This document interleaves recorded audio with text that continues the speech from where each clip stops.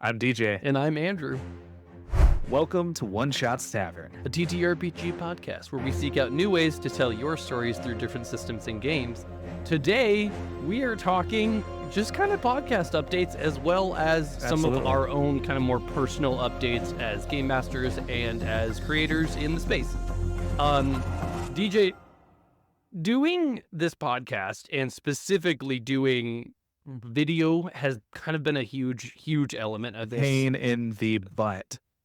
We have done, we've been using a couple different platforms and they have been amazing in some ways and in other ways, not so much.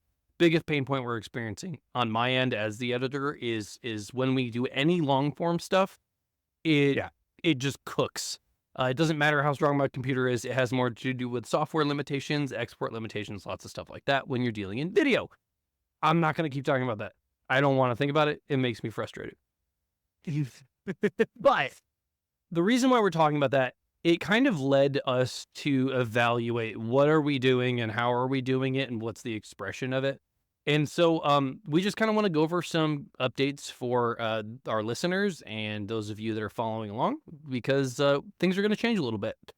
We are going to shift the majority of the podcast to audio only. There's lots of reasons to that. If you're enjoying our video on YouTube, there's still going to be plenty of YouTube content. There's still going to be regular content. It's just not always going to be the formal podcast. Right. So, DJ, what are some of the things that we are going to be doing in video? So, we are going to be doing a number of things. For example, the Eye of the Tyrant will obviously still have a video and audio counterpart. We are going to be doing a monthly downtime episode, which is kind of our Game Master interview portion. It will be the last week of the month every month, where I sit down and talk to my players, primarily with the Eye of the Tyrant, but also it could be any of my players from any of my games, where it's just a sit down and debrief, and we just talk about TTRPGs. Andrew's going to be doing some live game dev stuff. It's lime-flavored game dev. Yes. So, yeah.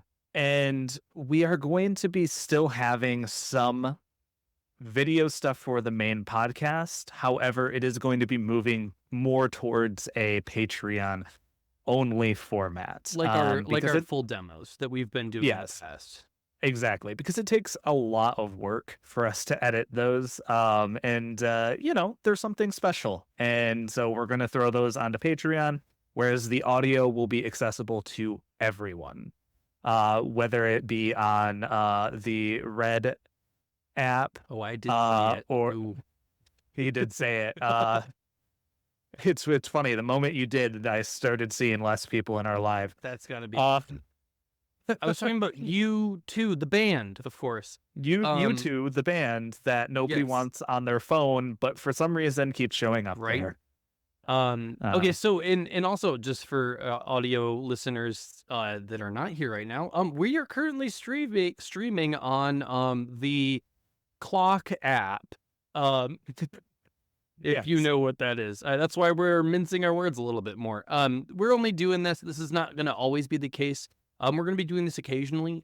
Some of the time I'm going to be doing the game, or most of the time I am going to be doing game dev stuff on stream, and I'm still kind of figuring out what the format is for that. I'm heavily inspired by one of our first interviews, Spencer Campbell over at Gilla RPGs. He's been doing a series called, what is it? It's like Coffee Talk, something like that. And basically, he's just sitting down with a game dev person to interview them. But also aside from that content, he's been for a long time streaming and developing the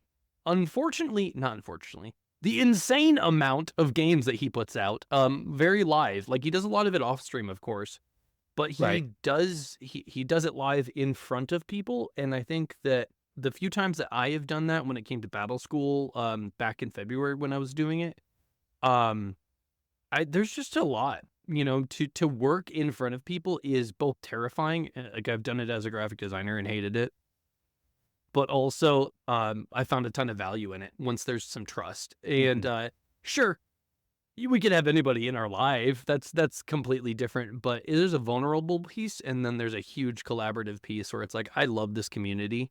These are the coolest people I've ever gotten to connect with, and I'm stoked to do more of that with them, watching and collaborating and talking through things. Mhm. So And that's a here's big a one. really cool part too, right? So, like right now, we don't have any interactive parts of the podcast, Yeah. but in the future, if we are sitting down and we are recording our podcast on live like this, that leads to us being able to interact with the chat Yeah. for the podcast episode, which is super fun for me. Yeah, and I So, mean, like that's one of those things where we can pull in anecdotal stuff from chat, right? Where somebody's like, "Hey, yeah, I had that happen with my GM. Do you have any advice?"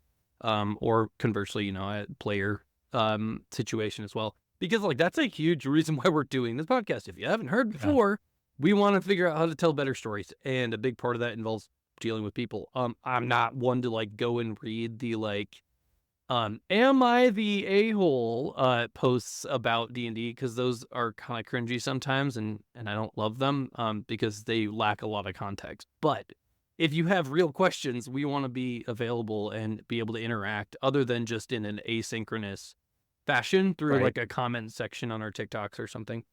Um but yeah, so that's some of the housekeeping Yeah. stuff. You will see some changes on the feed. If you are not already, please check us out on all the places that we are. That helps us grow. And thank you so much for the growth Oh that we've no. seen so far, guys.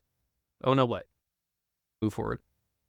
Podcast has had a very slow and consistent growth, and it's been really cool to see that happen. Yeah. We're not full timing it anytime soon, but it's been amazing so far, and we're really happy to have crossed some of those like early quitter milestones.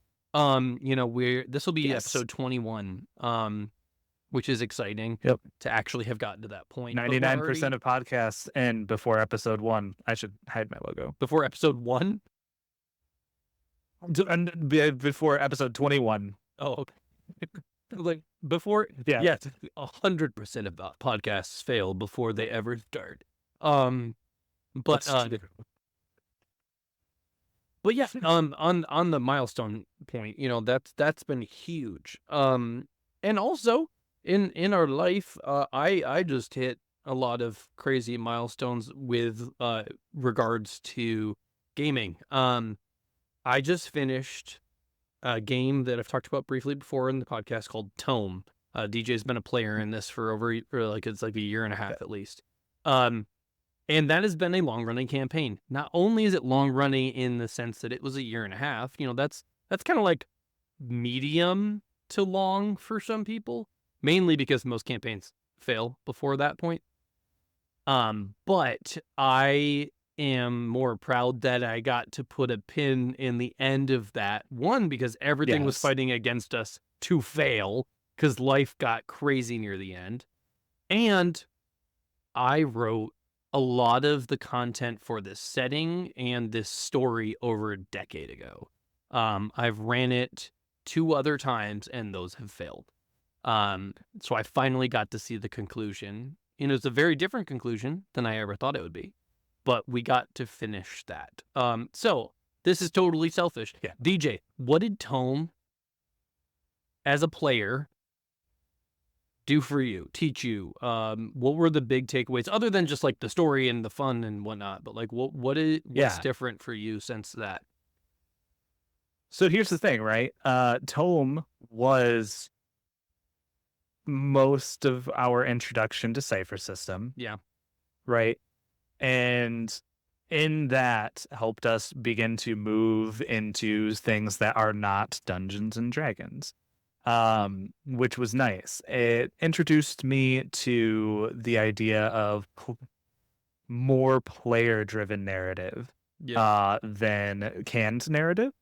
Um, and that's awesome. But also, like, here's the thing: as a player, it was great to be able to just fully do whatever we want and to work it in. Like that was amazing. I loved the player agency that we had in Tome. Because it was like nothing was really off the table. Um, Especially like if we were creative enough to make it happen. And that was so much fun.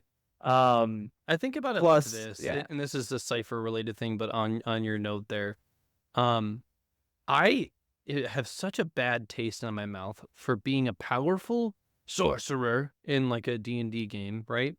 yeah, And being like so limited by what my magical expression can be. And like, don't right. get me wrong, there's plenty of cool DMs that are going to hand wave it, but that's outside of the form that you're playing in. And you can't just say, "Hey, I'd like to just do magic." There's no like do magic cantrip Yeah, other than like maybe prestidigitation, maybe minor illusion, like whatever. But like in our cipher game, what I think it gave, and I saw this happen for a lot of D&D centric players, that was their form before the expression of this game that we actually play, the greater TTRP titter pig form that we play. yeah. uh you guys all kind of came to that moment of like, I don't need an ability to have permission. Mhm. And when that Right. happened, I think we fell into a narrative like groove that we stayed in for a very, very long time, all the way to the end. And it was so Yeah. much fun. And it's like, yeah, look, if you're not trained in the skill, if the skill doesn't make sense for who you are, like you're gonna have a harder, like it's gonna be a inability, right? But like, it's so nice to still have the ability Yeah. to make that choice, right? So like, yes, one step harder. All right, cool. Roll on it, and I still succeeded, right? Yeah. Even though it like, and it makes narrative sense.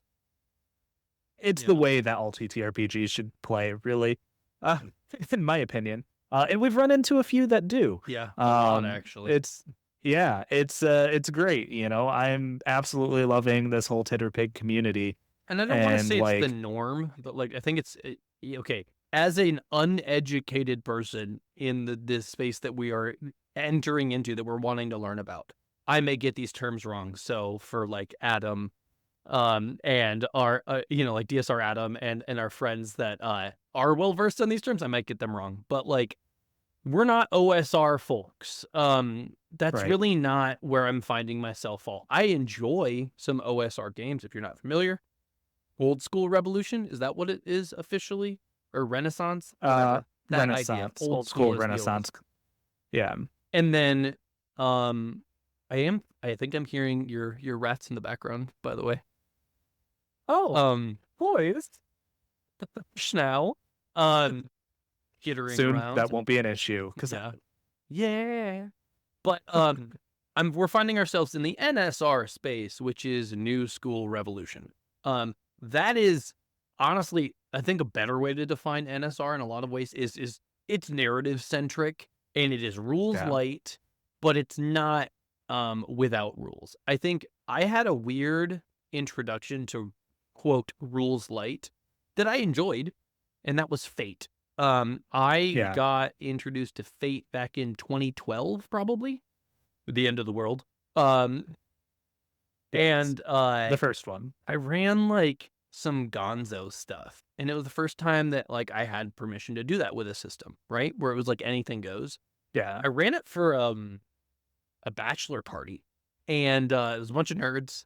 And it's like somebody's like, I'm playing as Mega Man. A person's like, I'm playing as Mario. Another person's like, yeah, I'm playing it. Like they picked pop culture people, and it was a intentionally gonzo kind of like it was around my friend, the bachelor of the bachelor party. And it was, all of these different properties that he liked, and then all of his like groomsmen were playing as those heroes, and it was like to save him, he played as himself. It got weird, as a bachelor party is wont to do. But yeah. it was hilarious. And it was the first time that I went like, what if D&D did that better? That'd be kind of cool. But against the system of Fate, which again, I still have never had somebody else run Fate for me. Um, I still ran it even more rules light than the actual game itself, and I think Mhm. that hurt my experience with it. because I was like, okay, the rules just don't even help me anymore. Right. And then I went right back to D&D and eventually 5e, but that was that again before Fate. I was on 3.5, right? Yes. So I was going from rules overload to almost no rules for what defining abilities could be. Right. And I tasted something I liked and tasted a lot that I didn't at the time. So yeah, and also that's when I was writing Tome. I started writing it around then, and I was like, I want to play with this, and I tried to make 3.5 work, and it just didn't. I literally had a Yeah. whole PDF. I was like, I'm gonna make this. It was 3.5 at the end of the day. I just rewrote 3.5. Uh, For those of you who are listening, I did play in oh that. yeah, I forgot. Yeah, and back when it was 3.5 tome, and it was really confusing. Um, I can say that now. Yeah. That tome has evolved, and is Well, has other it's not its systems to own be system played with. now. Yeah, it's Right. not. It's just a Exactly. setting. Yeah. Because it's like I mean that was back when I was coming off of like 3.5 and like Yeah. Dungeons and Dragons, right? And then all of a sudden it's like here's a whole bunch of and I have no idea how this works. Like I back then I was looking to move my character sheet to my phone, right? Right. Uh And so that's I'd just cut kind a bunch of of print-offs yeah. for you because I It's made so many. a bunch of subsystems. Like I had moved the like level Yeah. progression to a node-based like Final Fantasy X style progression thing because I Yeah. thought that was fun. And don't get me wrong, it is Right. fun. It's not fun when it's granular and crunchy, where you're like, okay, like what is my armor piercing? Okay, this one gives me. I had fractions. I had fractions in them, so I was like dealing in percents of dice rolls. So it was Yeah. bad. It was bad. All that to say, we've moved along that path towards more Yes, we NSR have. type games. I've been a huge fan of everything that's been adjacent to like Forged in the Dark, Blades in the Dark. Yeah. I'm gonna be running Powered by the hopefully. apocalypse. Yeah, I'm gonna be running hopefully Band of Blades next for the group that just did Tome. I'm taking a break right now. Yes. So that's me. Lots changed, a lot has moved. But I'm just proud of getting it done. And it was it. Let's talk about the end real quick. So the end Yeah. of my very long campaign, without getting into details, resulted in full equivalent of D&D level 20 play. We were at tier 6, which is the top of Cypher, which sounds low. It's not. It's 24 advancements. Yeah. So it's more like 24 levels. Yeah. And you guys had so much power, so much influence. We've touched on that in some other episodes. We had faction level influence on the setting, Yeah. and I ran into that problem again mechanically, right? I was like, okay, I can't really say no to the players anymore. Not that that's the goal, but like Yeah. they win. They and we had gotten there not too quick, but it made sense narratively, right? And it just kind of the last session was like, all right, guys, what do you see happening next? What do you want to accomplish in this world? And Yeah. I looked at a game called World Ending Game that I still think I would run for the end of a campaign. I just didn't have the time to sink into it. And I looked at the ways that I could end a campaign with this amount of influence and power on the player side and make sure that there was still something left that wasn't just like, hey guys, you control the universe, you're God now. Yeah. It was hard. It was a little discouraging as a game master where I'm like, I don't know how to challenge them anymore. Like I just want to Right. end it, but I want to end it strong. And that was hard. It was really, really hard. On the player side, getting to go all the way to the top of Cypher and considering the amount of influence and power you had at the end of the campaign, how did it feel? Oh, it was great. And here's the thing. I didn't build my character to be intentionally broken. Um, like I had a whole bunch of extra points in my pools and stuff like that to spend, but in reality, like my character was still relatively normal, just a little beefy, kind of tanky, right? Whereas like you had Will's character Tao, who could have just ended the entire encounter. by just bringing down the entire the entirety of the mountain, right?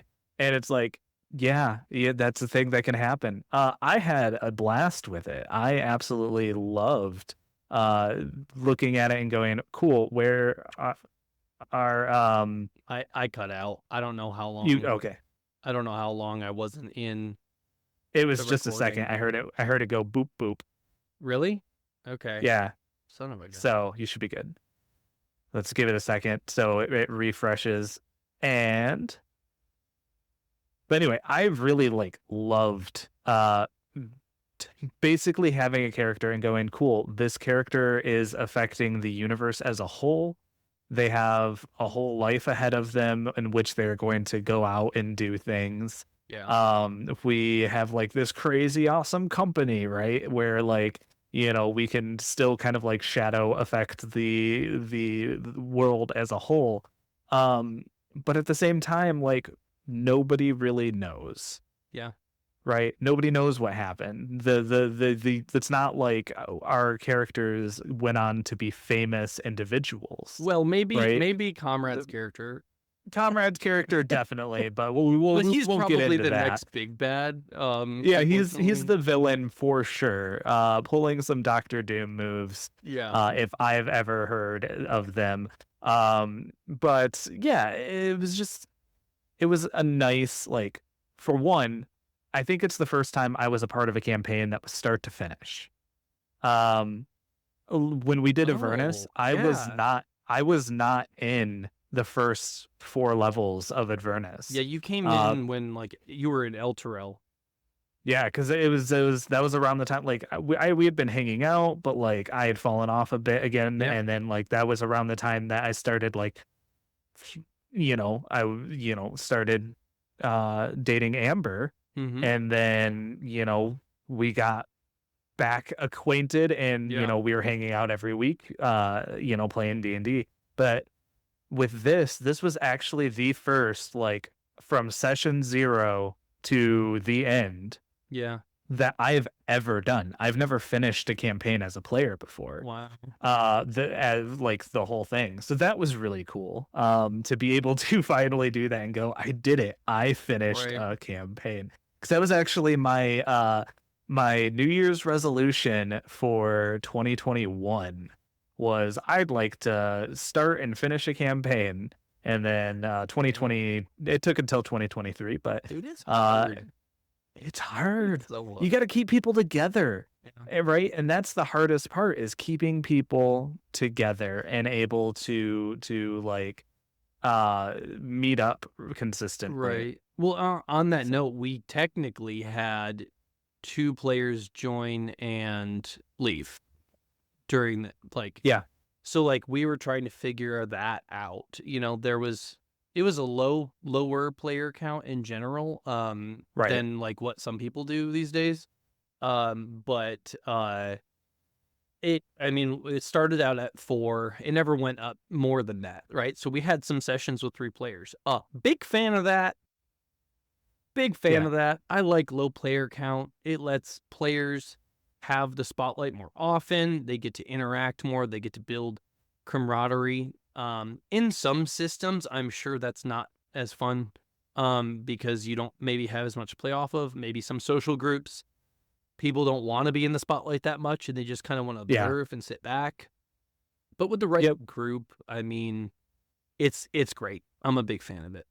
Okay, so that's enough about me and my milestones. How about you? What's new? I heard there's been a Yeah. little bit of conflict lately. A bunch of things have happened in my games recently. So, let's start with the good and the fun. Uh So with the good and the fun, I And the introduced a new favorite NPC. This NPC is like a drag queen, but like a powers that be kind level of drag queen. Like they exist. Well, here, let me just say it this way: the paladin threw up a divine sense, and the answer was yes. Uh, yeah, I love that. still. It didn't check all of the boxes, but like, and not all of the boxes were included in divine sense, right? It's what fiend, celestial, that sort of thing, Yeah. but like it doesn't include Fey. Whereas I had a player who was, playing a Fey creature of some sort, and they were able to detect Fey, but they were in separate meetings with this being, and who this person is, her name, their name, is Miss D Phi. So just Miss D. Get it? Because if I have one talent in life, it is coming up with drag queen aliases. Um, and it is Rebels. Miss D does rule. I agree. I love Miss D. So she's really into decentralized finance, Yes, because you don't pay for cryptocurrency. things with money with Miss D. In fact, it's funny because like the players get so like side eye, like, what do you mean you don't accept money? Yeah. And like, I described like, oh, there's a tail, right? And it's a very fiendish looking tail. But also you see it's something that looks like antlers. And so you're like, oh no, that is two tricksy people right Yeah. there. And then it's like, but there's also like the ever so slight like halo. Um Yeah. and so it's like you're not really sure. And the big thing about her is she shifts. Her appearance shifts Yeah. when it's like you can't look directly at her, instead you have to look off to the Kind of like a side. dream state. Yeah. Exactly. And so Miss D offers help. And Okay, so I'm or gonna I'm gonna visit Misty Fire right now. Okay, so yeah. hey, ooh, oh, you're a lot. Oh, What are honey. we what are we selling here? What am I looking at? Ooh, Miss D has all your wants and dreams and heart's desires that you could ever ask for, honey. What is it you're willing to pay? Oh, well, I got some gold here, and I got some like precious stones too, if that's more Hmm. your Miss style. D is not one for currency, honey. Miss D offers her goods and wares for things of import, Are you coming on to me? sentimentality. No, no, honey, I just want to share with you. Huh? And so basically, how it works is you offer something Okay. that has some sort of importance. It could be a spell slot, Oh, right? okay. I Just was thinking way you. more dark, like a memory, the memory of my mother's face. Well, that's the thing. She'll accept Oh, memories, gross. but she doesn't take them. She shares them. So Oh. it's one of those things where she offers you this memory, or you offer her this memory, and then she makes sure to let you know, hey, I'm not going to take this from you, Okay. right? One character cried, and like their tears were the offering. Okay. um So like what's the twist, yeah. DJ? What's the What's the catch? twist? There is none uh that we know of. Okay. uh See, okay, so you're just, well, okay. So either you're just messing with your players or there's something else. Like how does she work? Or are you just kind of leaving a lot of this to yet to be answered? so somebody in chat here uh signed a contract Okay. with Miss D. Miss D is now their patron. Oh, um and we'll there's some consequences and stuff to that, sure. but there's also a lot of benefits to that as well. And so like we'll get into that. One of my players specifically well um got offered a very powerful item that they had to steal from some archivists. Oh, sorry, borrow. Miss D does not steal; she borrows. And like, but there are consequences Sure. to that item. There are. Well, it's an artifact, and What so what is your what's your win, right? Like fun concept. It feels like you mix like an Asmodeus Fey contract weirdness with like a Gilmore from Critical Role kind of vibe, right? Yeah, And then yeah. came up with like something wiggly in between. The win What's the big is, win right yeah. now? I would say it is like the player connection to this entity Yeah. who is currently like in the Dungeons and Dragons universe, because a lot of my paid games are Dungeons and Dragons.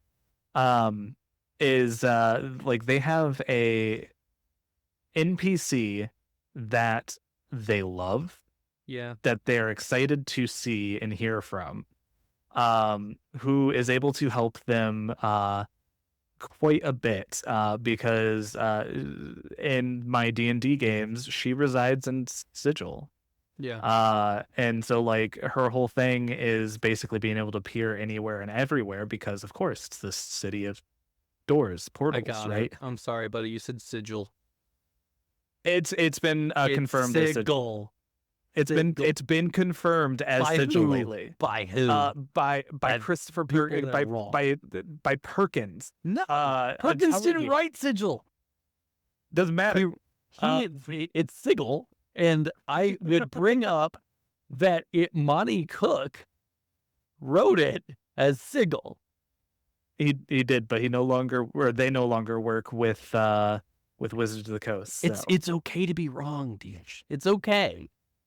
Well, it's GIF, so I don't care about that one. That one's done.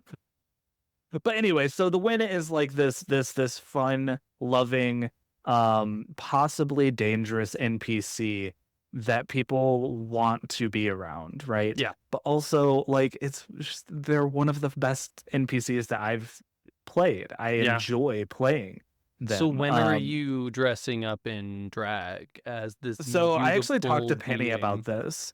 I don't want to shave my beard. Yeah, you don't have to. But if I reach the 10,000 followers mark, and I have to shave my beard anyway, There you go. I might do Double a little whammy. bit of a charity drag. You never know. I'm into that. Let's do it. But yeah, so we'll see. But anyway, so that's kind of the win of it. And so like that's the positive side of what's going on in my games. Here's the confrontational side of what's going on in some of my games. I had a player character, and player, who's like very like, I'm follow the wild mother, or like, that was very devoted cleric. And so I put them through some druid trials because they multi-classed into druid, and they didn't go well. Consequences. More specifically was the last part of the trial. Okay. The very last part of the trial was essentially like the tenets of the Wild Mother. The final tenet is something along the lines of accept what's outside of your control. And that was kind of what the final trial for the Wild Mother was.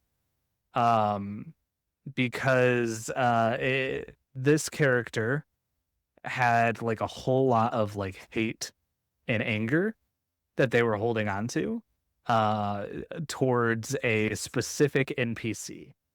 And as like, they didn't like they don't like industrialization. They're very nature forward. That's why they wanted to multi-class druid.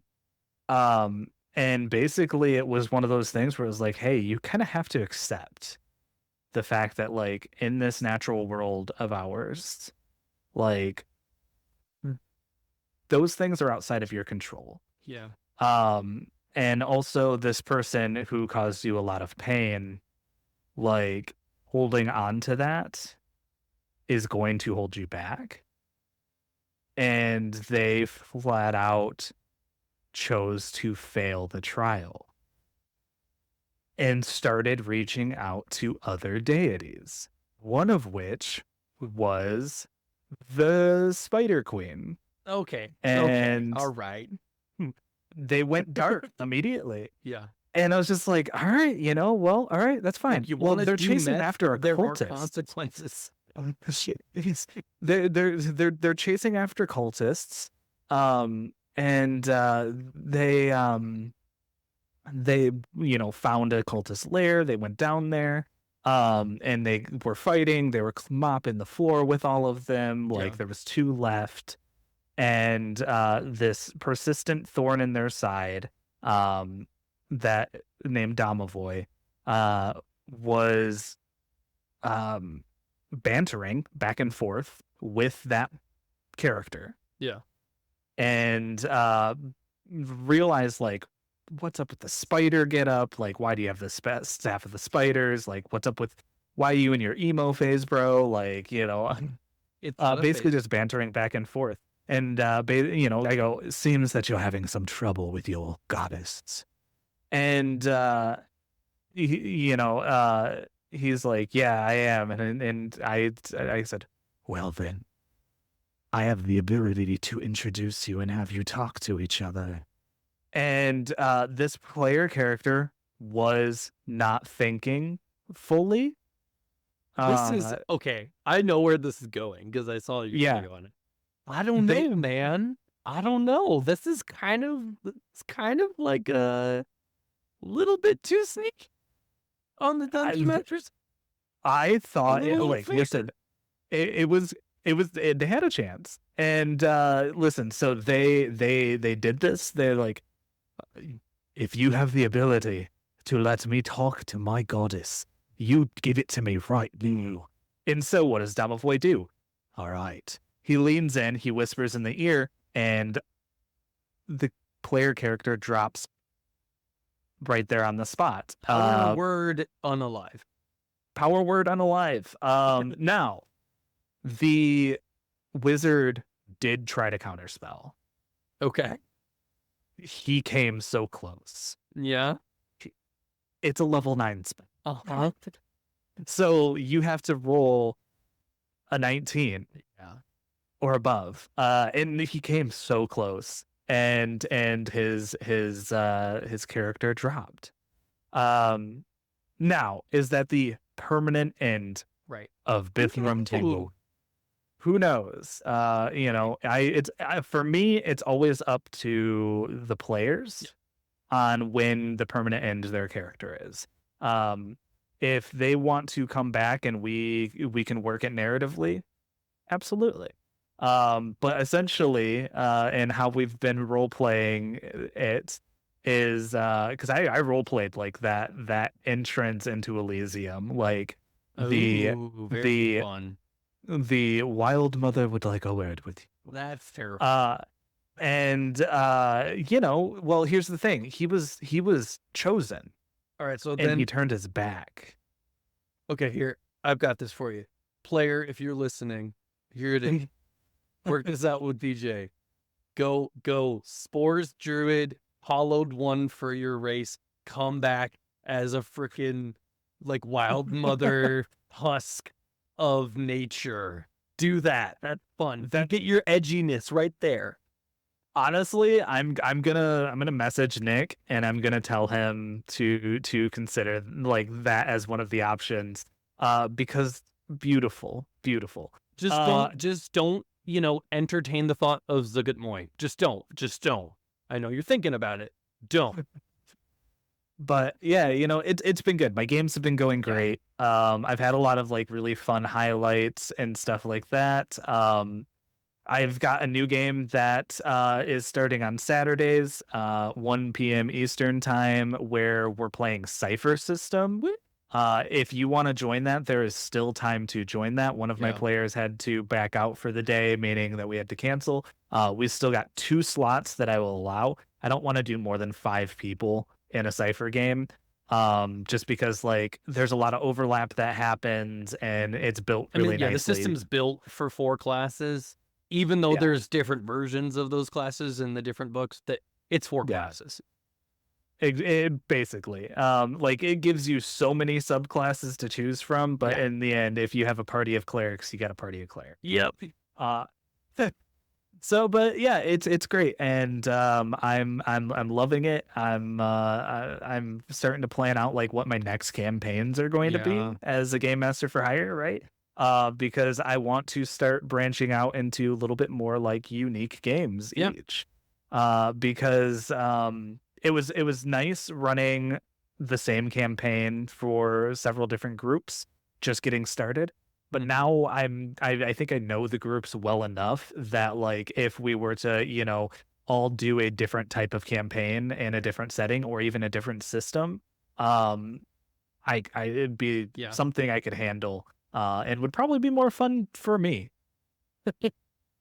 Well, on that note, that kind of transitions us over to some other general updates. This is the update episode. Oh, live will end in 5 minutes. What? What is going on? Well, that's plenty of time. Mine doesn't say that, so Hold on. That was weird. I guess I'd been clicked out for too long. Um. oh, gotcha. Yeah, that makes sense. So Click. yeah, they both want to be focused, both Yeah, Squadcast and TikTok. so we just have to bounce between the two. No, but what I was saying is this is the update episode. So real quick, my life's been a little bonkers, and I've been working on Battle School. I was planning on going to publication at this point, and I have joined the time honored tradition of delaying your Kickstarter, mainly because I've never done one before, and we moved, which was unexpected, and we got hit by two tornadoes. That was expected.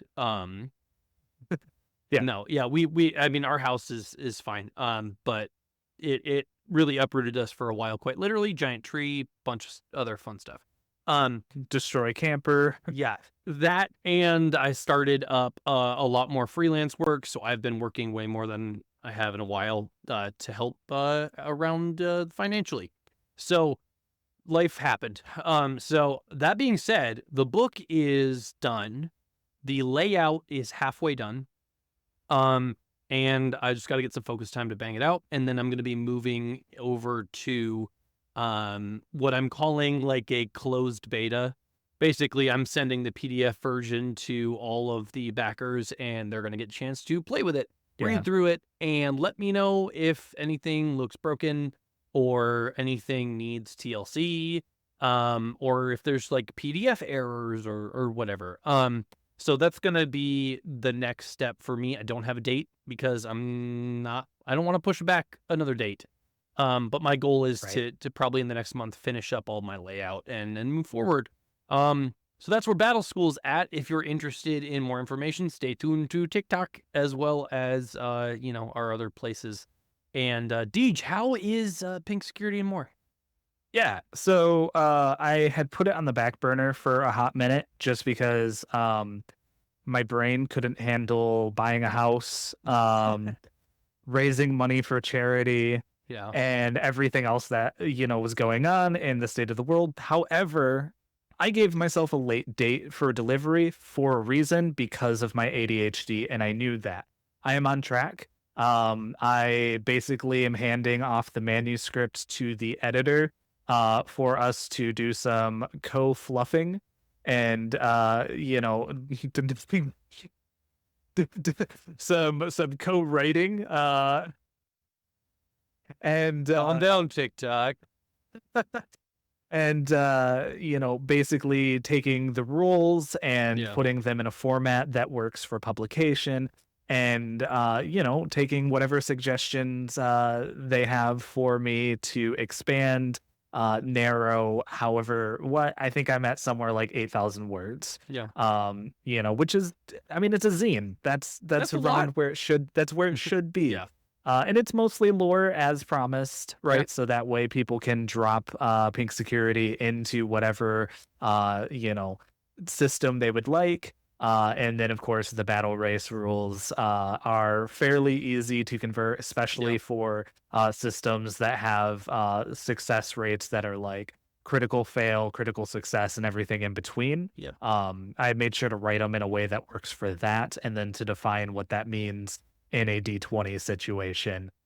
So that way, if they're running it in Yeah. Dungeons and It's Dragons, if they're versatile. running it in Starfinder, if they're running it in Cypher, it'll be easy and versatile. So it's going good. And then I people do, can get backing over on a late pledge stuff, right? Yep, late pledges are open. I have not wanted to talk a whole lot about it just because I Sorry. think people could. I no, you're good. I just think there are things people could be spending their money on that are a Yes, little bit more the world's better. kind of crazy right The world's in a place, yes. now. So if you feel like donating to Operation Olive Branch, Branch um, of tree of olive. do that instead of buying my pre-order Yeah. because you'll get your chance. It's going to go up on Drive Through RPG, right? And it's fine. If you also have the money to give me money, Do it. Start there. I happily accept it. But yeah, that's where I'm at. I just got back my scenery art. It is far too good. The artist Lance went way too hard on it for the agreed upon. Yeah. It's beautiful. Dude, I'm very there's excited. artists, don't get me wrong, I'm not Mr. Moneybags, but y'all charging so low. Also Charge listeners, higher, go hire some artists, please. They're so please. freaking talented. Yep. Um, Yeah, that was actually my favorite part of doing the whole process Yeah. was hiring the artists and being like, cool, I'm gonna give you money and you're gonna make something cool Make that cool like stuff. I just have.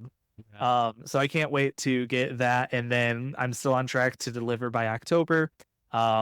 Possibly before then as well. I'm not gonna promise anything. I Yep. am still setting it as October. Yeah. But that's it. Those are my Yeah. updates. Also, just other, if you're still here, hey, thanks. You guys are great. This is not the most exciting episode, but hopefully you're enjoying it. That's a lot of information. Eye of the Tyrant's going strong. How many episodes are you guys on now? 20? No, not 20. 10. No. 10. So we're gonna Just be double digit. recording 10 on Monday. Yes, not 20. We're Yes. on 21 for Yes. the podcast. You're on 10. That's Yep. So that'll come out on Wednesday. Is episode? Wait, Monday. We recorded this morning. If you're listening to the podcast, right in our future, your past. exactly. The thing I've been curious about, and now the whole world's gonna know if you know, what are you thinking for length, right? Like whenever you're doing a huge campaign like this, Yeah. like what do you So want to do? we're doing the expedited experience gathering, Okay. right? Where it's natural ones, natural 20s, Yep. like give one away. I also do a lot of group GM intrusions as opposed to individual GM Right, just intrusions, hand which one out gives to everybody. Yep. And so my goal for that is I want it to be a fairly concise because we do the episodes to where they're between an hour 45 to 2.5 hours, usually somewhere around the 2 hour mark. The goal for that is we want to reach tier 6 satisfyingly and to like tell the story. Yeah. I'm guessing it'll probably be somewhere around like 40 episodes. Yeah. Max. Yeah. Because I don't want it to go 138 episodes like, a Critical Role thing, right? Yeah, I love it's a lot. Critical Role. I love consuming Critical Role. I can't mentally Critical Role that. No. But also there are other things that I would really love to do as far as actual plays go. Around the time that Pink Security comes out, I'd love to do like a 10-part series of Pink Security. And likewise, once Battle School comes out, I would love for us to do a 10-part actual play of Battle School Definitely. to kind of share that with people. And then of course, from there, I'll probably stick a lot with Cypher. They keep giving me more and more options to run. For Yeah. example, I will probably do a Cyberpunk Cypher because they're releasing the Neon book. And I love Cypher System and I love Cyberpunk. So like Yeah. it makes sense to do a Cyberpunk campaign. So yeah, that's the Eye of the Tyrant. Please check that out anywhere that podcasts are. It's great. Yeah, and I think it has been a wild ride. We got a lot planned. We are excited to get to work on it. If you'd like to be a part of that journey and help us out, check us out over on can I even say the Patreon word? Oh, just say it. Yeah. Yeah. So this is the end of the stream. check us out over on Patreon. And you're gonna get access to content that we are kind of narrowing and giving specifically there. That's gonna be your video episodes of the podcast on occasion. That's gonna be your actual play episodes that include video as well. Otherwise, guys, follow us, support Operation Oliver Branch, and it's been a pleasure. Let us know in the comments things that you want to hear about, things that you want to see from us. Leave us a review over on the podcast platforms. That really, really, really helps.